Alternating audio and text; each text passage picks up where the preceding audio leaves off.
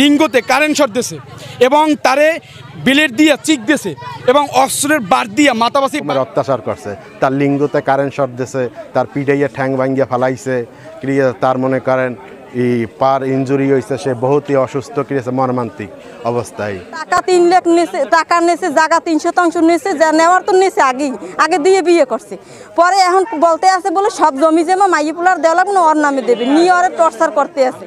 দর্শক, আমি এই মুহূর্তে অবস্থান করেছি বরিশাল সিটি কর্পোরেশনের সংলগ্ন কাশীপুর ইউনিয়নের 9 নম্বর ওয়ার্ডের বিল্লুবাড়ি এলাকায়।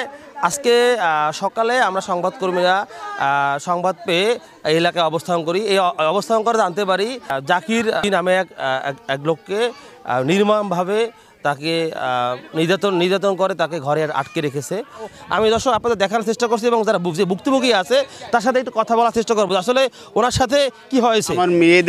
আমার 2 মেয়ে যেহেতু বিবাহের আগে স্ত্রীর 300 জমি ও 2 লক্ষ টাকা নগদ দেনমোহর দিয়ে বিবাহ করছি।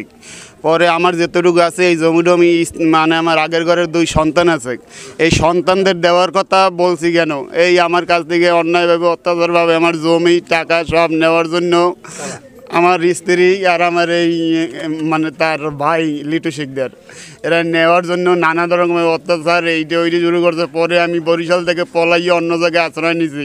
পরে আমার আবার ওয়াইফে বলছে না আমার জমি জমা কিছু লাগবে না, তুমি বাড়ি আসো, ওগুলো কি করে বলছি।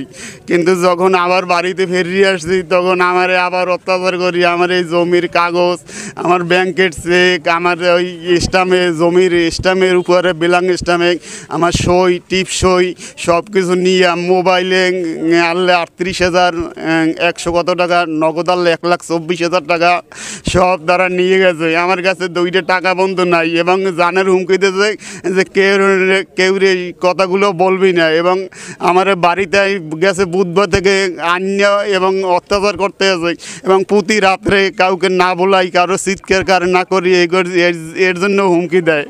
এখন আমি আর কঠিন বিচার চাই যেন কোনো পুরুষের এইরকম আর অত্যাচার না করতে পারে।